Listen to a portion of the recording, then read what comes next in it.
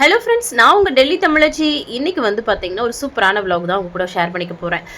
Wait லாஸ்க்கு வந்து பார்த்திங்கன்னா ஒரு சூப்பரான ஜூஸு, அதுக்கப்புறம் வந்து பார்த்திங்கன்னா கிச்சனில் வந்து நிறைய டிப்ஸும் வந்து கொடுக்க போகிறேன். நம்ம சேனலுக்கு நீங்கள் ஃபர்ஸ்ட் டைம் வந்தீங்கன்னா நம்ம சேனலை மறக்காமல் சப்ஸ்கிரைப் பண்ணி சப்போர்ட் பண்ணுங்கள். இப்போ வாங்க வீடியோ கண்டினியூ பண்ணலாம். இன்றைக்கி வந்து பார்த்திங்கன்னா பூரியும் அது கூட வந்து பார்த்திங்கன்னா பன்னீர் கிரேவியும் தான் வந்து பண்ண போகிறேன். பூரிக்கு வந்து பார்த்திங்கன்னா நல்லா ப்ளஃபியாக வரணும், புஷ்ஷுன்னு வரணும் அப்படின்னா இதை மட்டும் பண்ணாலே போதும். அது என்னென்னா கோதுமை மாவு எடுத்துகிட்டு தேவையான அளவு உப்பு, அதுக்கப்புறம் தேவையான அளவு கொஞ்சம் கொஞ்சமாக தண்ணி விட்டு நம்ம வந்து பிசைஞ்சிக்கலாம். சப்பாத்தியை விட பூரிக்கு வந்து ரொம்ப ஈஸியாகவே மாவு பிசைஞ்சிடலாம். நார்மலாக எல்லா மாவையும் வந்து ஒன்று குட்டி பிசைஞ்சாலே நமக்கு வந்து போதும். ரொம்ப நேரம் சாஃப்டாக பிசைஞ்சிட்டு இருக்கணுன்ற அவசியமே கிடையாது. இந்த அளவுக்கு இருந்தாலே போதும். அதை வந்து அப்படியே கவர் பண்ணி வச்சிடலாம். எப்படின்னா, நான் பன்னீர் கிரேவி பண்ணுறதுக்கு ஒரு டைம் எடுக்கும் இல்லையா, அதுக்கு முன்னாலேயே மாவை வந்து பிசைஞ்சு வச்சுட்டோன்னா நமக்கு அது பாட்டுக்கு ரெடி ஆகிட்டு இருக்கும். அதுக்கப்புறமா நம்ம வந்து பன்னீர் கிரேவி தான் வந்து பண்ண போகிறோம். பன்னீர் வந்து பார்த்திங்கன்னா எப்போவுமே இந்த மாதிரி க்யூப்ஸாக கட் பண்ணிவிட்டு அதை வந்து லைட்டாக எண்ணெயில் ஃப்ரை பண்ணிவிட்டு நம்ம வந்து போடும்போது தான் அது வந்து நல்லா டேஸ்ட்டாக இருக்கும். இல்லைன்னா வச்சுக்கோங்க, ஒரு பாலை சாப்பிட்ட மாதிரி இருக்கும், ஒரு டேஸ்ட்டு வந்து அந்த அளவுக்கு இருக்காது. இது மாதிரி ஃப்ரை பண்ணிவிட்டு நீங்கள் வந்து சேர்த்து பாருங்கள். இந்த அளவுக்கு கோல்டன் ப்ரௌன் வந்து கொஞ்சமாக வந்து சேஞ்ச் ஆகணும். இப்படி சேர்க்கும்போது நல்ல ஒரு டேஸ்ட்டாக இருக்கும். குழந்தைங்களும் விரும்பி வந்து சாப்பிடுவாங்க. இதை வந்து ஃப்ரை பண்ணி எடுத்துகிட்டு அதிலே வந்து பார்த்திங்கன்னா நான் வந்து பன்னீர் கிரேவி பண்ணிடுவேன், அந்த ஆயில்லையே. சரிங்களா?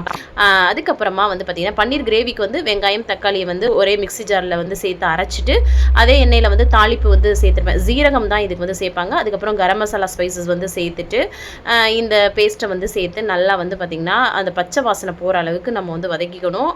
இதில் வந்து பார்த்திங்கன்னா இஞ்சி பூண்டு பேஸ்ட்டும் சேர்த்துக்கணும். அதுக்கப்புறம் நார்மலாக மசாலா எல்லாமே வந்து சேர்த்துப்போம்ல எப்பவும் போல், மிளகாத்தூள், மல்லித்தூள், கரம் மசாலா, அவ்வளோதான். இது எல்லாமே சேர்த்து அதை வந்து ரெடி பண்ணிக்கலாம். அதை வந்து தனியாக பண்ணியாச்சு. அதுக்கப்புறமா பூரியை வந்து பண்ணிடலாம் அப்படின்னு சொல்லிட்டு, ஏன்னா கிரேவி அந்த சைடு ரெடி ஆயிடுச்சு இல்லையா, நம்ம வந்து பூரியை பண்ணிடலான்னு சொல்லிட்டு இப்போ பன்னீர் கிரேவியில் வந்து கொஞ்சம் பச்சை பட்டாணியை வந்து நான் ஆட் பண்ணியிருக்கேன். அவ்வளோதான். ஏன்னா பச்சை பட்டாணி ஆட் பண்ணும்போது இன்னும் வந்து கொஞ்சம் ஹெல்த்தியாக இருக்கும். கிரேவியும் நமக்கு வந்து இன்னும் நிறையா கிடைக்கும், நல்லா டேஸ்ட்டாகவும் இருக்கும் இந்த ரெண்டும் காம்பினேஷன் சேரும்போது. அதுக்கப்புறமா அந்த சைடு கிரேவி ரெடி ஆகிட்டு இருக்கனால நம்ம வந்து பூரியை வந்து எடுத்து ஒரு 3 பீஸ் ஃபஸ்ட்டு வந்து தம்பிக்கு வந்து 7:30 மணிக்கே ஸ்கூலு, அவனுக்கு பண்ணி கொடுத்துடலாமேன்னு சொல்லிட்டு குட்டி குட்டி உருண்டையாக எடுத்துகிட்டு இந்த மாதிரி வந்து தட்டிக்கணும். தேய்க்கிறது வந்து பார்த்திங்கன்னா கொஞ்சம் லைட்டாக வந்து திக்காக வந்து இருக்கணும். இது வந்து சப்பாத்திக்கு வந்து நம்ம தின்னா வந்து பண்ணுவோம் இல்லையா, பூரிக்கு வந்து பார்த்திங்கன்னா நம்ம கொஞ்சம் வந்து ஹார்டாக கொஞ்சம் வந்து தடிமனாக வந்து பண்ணும்போது பூரி வந்து நல்லா வரும். அதுக்கப்புறமா கிரேவி சூப்பராக ரெடி ஆயிடுச்சியா, அதில் வந்து பன்னீரை வந்து ஆட் பண்ணி கொதிக்க விட்டாச்சு அந்த சைடு. அதுக்கப்புறமா எண்ணெயை வந்து நல்லா வந்து சூடு பண்ணியிருக்கணும். எண்ணெய் சூடு இல்லாமல் போயிடுச்சுன்னு வச்சுக்கோங்க, அது வந்து அப்படியே கீழே நின்றுட்டு அது வந்து பார்த்திங்கன்னா அப்பளம் மாதிரி ஆகிடும். இந்த மாதிரி ப்ளஃபியாக வரணும்னா நல்லா சூடாகிட்டு அதுக்கப்புறம் சிம்மில் வச்சுட்டு கூட நம்ம வந்து பண்ணிக்கலாம். எவ்வளோ சூப்பராக வந்திருக்கு பாருங்கள் ப்ளஃபியாக. எந்த ஒரு எக்ஸ்ட்ரா இன்க்ரீடியன்ட்ஸ் நம்ம ஆட் பண்ணவே இல்லை. சின்ன சின்ன டிப்ஸ் கொடுத்துருக்கேன் இல்லையா, அது எல்லாமே ஃபாலோ பண்ணிங்கனாவே சூப்பர் ப்ளஃபியான பூரி வந்து நமக்கு வந்து ரெடி ஆகிடும். பூரினாலே நமக்கு வந்து ஊர்லலாம் நம்ம தமிழ்நாட்டில் நம்ம வந்து பூரி கிழங்கு வச்சு சாப்பிட்றது, தேங்காய் சட்னி வச்சு சாப்பிட்றதுனா ரொம்ப வந்து பிடிக்கும். இங்கே வந்து தான் வந்து இந்த பன்னீர் கிரேவிலாம் நான் வந்து சாப்பிடவே ஆரம்பித்தேன். அதுவும் பிடிச்சி போயிடுச்சு. குழந்தைங்களுக்கும் ரொம்ப பிடிக்குமா, அதனால் வந்து பார்த்திங்கன்னா அடிக்கடி இது வந்து பண்ண ஆரம்பிச்சிட்டேன். இவ்வளோ கலர்ஃபுல்லாக சூப்பராக இருக்குது பாருங்கள். ரொம்ப சிம்பிளாக தான் நான் வந்து சொன்ன மாதிரி தான் வந்து பண்ணினேன். ட்ரை பண்ணி பாருங்கள். இல்லை இன்னும் டீட்டெயில்டாக ரெசிபி வேணும்னா எனக்கு கமெண்ட்ஸில் மறக்காமல் சொல்லுங்கள், நான் வந்து அப்லோட் பண்ணுறேன் கண்டிப்பாக. தம்பிக்கு ஒரு 3 பூரி வச்சு அது கூட வந்து பன்னீர் கிரேவி வச்சு பேக் பண்ணியாச்சு. ஏன்னா தம்பிக்கு ரொம்ப பிடிக்கும், அதனால தான் ஸ்நாக்ஸ் வைக்காமல் இதை மட்டும் வச்சுருக்கிறேன். அதுக்கப்புறம் அவங்க ஹஸ்பண்ட் வந்து பார்த்திங்கன்னா கூட்டிகிட்டு போய் விட போயிட்டாங்க. அதுக்கப்புறமா மிச்சம் இருக்கிற மாவு ஃபுல்லாக இந்த மாதிரி ஃபஸ்ட்டு உருண்டையாக உருட்டி எடுத்துக்கிட்டு எண்ணெயை வந்து காய வச்சுட்டு ஸ்லோ ஃப்ளேமில் வச்சுட்டேன். அது வந்து காஞ்சிட்டு இருக்கட்டும் அப்படின்னு சொல்லிட்டு அதுக்குள்ளே வந்து எல்லா மாவையும் இந்த மாதிரி தட்டி எடுத்துக்கிட்டேன். இப்போ பாருங்களேன், எண்ணெயை வந்து நான் நல்லா சூடு பண்ணாதனால அப்பளம் மாதிரி வந்துருந்துச்சு பார்த்தீங்களா. அதுக்கப்புறம் பாருங்கள், நல்லா சூடானதுக்கப்புறம் போட்டு காமிக்கிறேன் பாருங்கள் எவ்வளோ அழகாக பூரி வருதுன்னு. இதுதான் இந்த மாதிரி சின்ன சின்ன கரெக்ஷன்ஸ் பண்ணாலே நீங்களும் வந்து பார்த்திங்கன்னா பூரியை வந்து ப்ளஃபியாக வந்து பண்ண முடியும். நீங்கள் பாருங்கள், எண்ணெய் நல்லா காஞ்சிருந்தனால அழகாக எம்பி வந்துருச்சு பாருங்கள். லைட்டாக இந்த மாதிரி கரண்டியை வச்சு இப்படி தட்டி தட்டி விட்டாலே சூப்பராக வந்துடும். எவ்வளோ கலர்ஃபுல்லாக சூப்பராக இருக்குது பாருங்கள். ரொம்பவும் எண்ணெய் குடிக்காமல் இந்த மாதிரி இருக்கும். நீங்கள் வந்து ட்ரை பண்ணி பாருங்கள். எனக்கு ஃபீட்பேக்கை வந்து மறக்காமல் கமெண்ட்ஸில் சொல்லுங்கள். எல்லா பூரியும் வந்து பார்த்திங்கன்னா சுட்டு வச்சுட்டு இருந்தேங்க. ஒரு இட்லி பாத்திரம், இட்லி சட்டி இருக்கு இல்லையா, அதில் வந்து சுட்டு வச்சிட்டோன்னா அந்த வேலை வந்து முடிஞ்சிடும். அதனால் எல்லாத்தையுமே ஃபஸ்ட்டு வந்து தேய்ச்சி வச்சுட்டு உருட்டி வச்சு அதுக்கப்புறம் தேய்ச்சி வச்சு அதுக்கப்புறம் ஒன்று ஒன்றா டக்குன்னு போட்டு எடுத்துக்கலாம். ஏன்னா ரொம்ப நேரம் இந்த எண்ணெயில் நிற்கிறதுங்கிறது வந்து பார்த்திங்கன்னா ஒரு மாதிரி மூஞ்சில் அடித்த மாதிரி இருக்கும். அதனால் வந்து பார்த்திங்கன்னா அதை வந்து பூரி எல்லாமே எல்லாமே போட்டு முடிச்சிட்டேன். அதுக்கப்புறமா ஒரு காஃபி போட்டு அம்மாச்சிக்கு வந்து ஃபஸ்ட்டு பேக் பண்ணி கொடுத்துட்டு வந்துட்டேன். ஹஸ்பண்ட் வந்து மதியம் லஞ்சுக்கு தான் வந்து பூரி வந்து எடுத்துகிட்டு போவாங்க. நமக்கு அவங்களுக்கு வந்து பார்த்திங்கன்னா காலைல பிரேக்ஃபாஸ்ட்டுக்கு ப்ரெட்டும் அஸ் யூஷுவல் எப்பவும் போல் ப்ரெட்டும் காஃபி வச்சு குடிச்சிட்டு ஆஃபீஸ்க்கு வந்து பூரியும் பன்னீர் கிரேவியும் எடுத்துகிட்டு போயிட்டாங்க. இங்கே உள்ள லைஃப் ஸ்டைல் அப்படி தானே, அதனால தான். அதுக்கப்புறமா நான் வந்து பிரேக்ஃபாஸ்ட் வந்து எடுத்துக்கிட்டேன். ஹஸ்பண்ட் வந்து கிளம்பிட்டு இருந்தாங்க. அதுக்குள்ளே நம்ம சாப்பிடுவோம் அப்படின்னு சொல்லிட்டு நான் வந்து சாப்பிட்டுட்டு இருந்தேன். எனக்கு பூரி இந்த மாதிரி கிறிஸ்பியாக இருந்தால் பிடிக்கும். யாருக்கெல்லாம் அப்படி பிடிக்குமோ கமெண்ட்ஸில் மறக்காமல் சொல்லுங்கள். அதுக்கப்புறமா ஹஸ்பண்ட்லாம் ஆஃபீஸ்க்கெல்லாம் போனதுக்கப்புறம் மற்ற வேலைகள் எல்லாமே முடிச்சுட்டு வந்து பார்த்திங்கன்னா சாதம் வடித்து வச்சுட்டு நான் தம்பியை ஸ்கூல்லேருந்து கூட்டிகிட்டு வரதுக்காக கிளம்பிட்டேன். இவர் பாருங்கள் ஆட்டோவை பார்த்தோன்னே என்ன ஸ்பீடாக ஓடுறாருன்னு. நமக்கு தெரிஞ்ச ஆட்டோன்றனால ஒரு ஒரு ரொம்ப ஃப்ரீடமாக இருப்போம் நாங்கள். அவரும் பார்த்திங்கன்னா பொறுமையாக எங்களை வந்து கூட்டிகிட்டு போயிட்டு வந்துட்டு இருப்பாங்க. வரும்போது பாருங்களேன், தம்பி வந்து முன்னால் போய் உட்காந்துட்டு எனக்கு முன்னால் உட்காரணும்னு சொல்லுவான். அழகாக அவர் வந்து கூட்டிகிட்டு வர்றாரு. கொஞ்சம் வயசானவர் தான், ரொம்ப வந்து பாசமாக அக்கறையாக கூட்டிகிட்டு வருவார். அதுக்கப்புறம் வீட்டுக்கு வந்ததுக்கப்புறம் நேற்று வந்து மார்க்கெட்டில் வந்து தண்டங்கீரை வந்து வாங்கிட்டு வந்திருந்தோம். அதை வந்து பொரியல் பண்ணிடலாம் அப்படின்னு சொல்லிட்டு அதை தான் வந்து பண்ணிட்டு இருந்தேன். ஏன்னா காலையில் பூரி சாப்பிட்டோம் இல்லையா, இப்போ வந்து லைட்டாக வந்து சாப்பிட்லாம் அப்படின்னு சொல்லிட்டு இவனை பாருங்களேன், ஃப்ரிட்ஜை திறந்தே என்னை போட்டு டார்ச்சர் பண்ணுறாங்க. அவனை வந்து அங்கிட்டு ஏன்னா அந்த லாக் வந்து மிஸ் ஆகிடுச்சு. அது ஒன்று நாங்கள் சரி பண்ணணும். அந்த லாக் மட்டும் சரி பண்ணிட்டோம்னா கொஞ்சம் தொந்தரவு இல்லாமல் இருக்கும். இல்லைன்னா இவன் வந்து திறந்துட்டு உட்காடுறான்.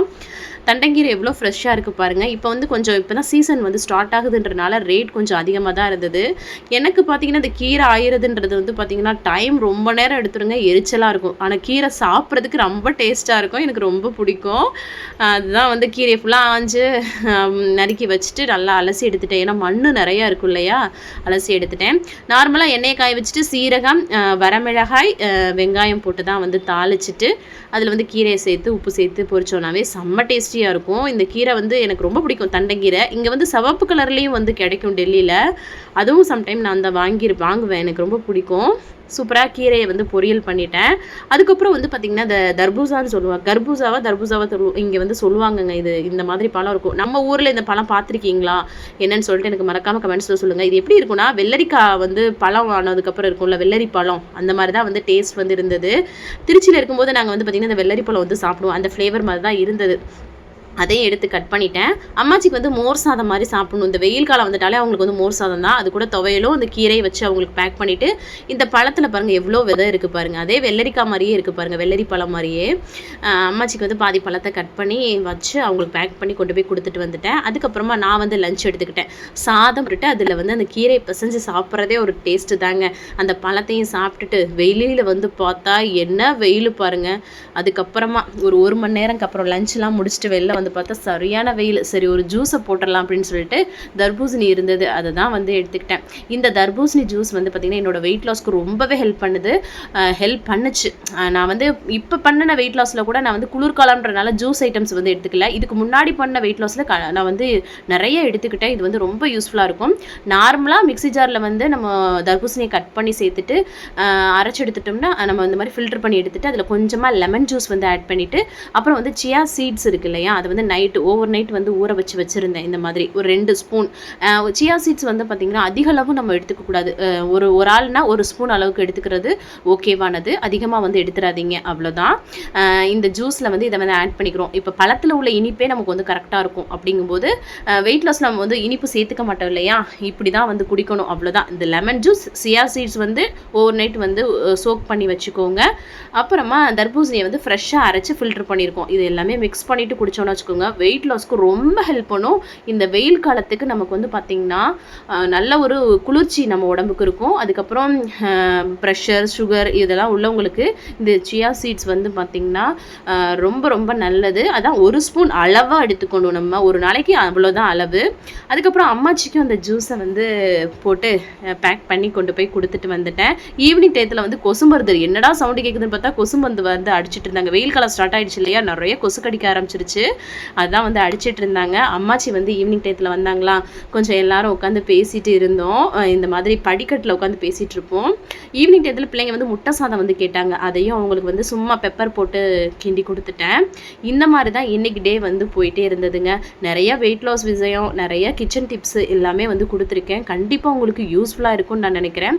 யூஸ்ஃபுல்லாக இருக்குது அப்படின்னு நினச்சிங்கன்னா ஒரு குட்டியாக ஒரு லைக் கொடுத்துட்டு நம்ம சேனலை சப்ஸ்கிரைப் பண்ணி சப்போர்ட் பண்ணுங்கள். வேறு ஏதாவது டவுட் இருக்குன்னா எனக்கு கமெண்ட்ஸில் சொல்லுங்கள். அதுக்கப்புறமா வேறு ஏதாவது வீடியோஸ் வந்து போடணுன்னாலும் கமெண்ட்ஸில் சொல்லுங்கள். கண்டிப்பாக எனக்கு தெரிஞ்சதை ஷேர் பண்ணுறேன். இவ்வளோ நேரம் என்னோட வீடியோவை பொறுமையாக பார்த்தமைக்கு மிக்க நன்றி.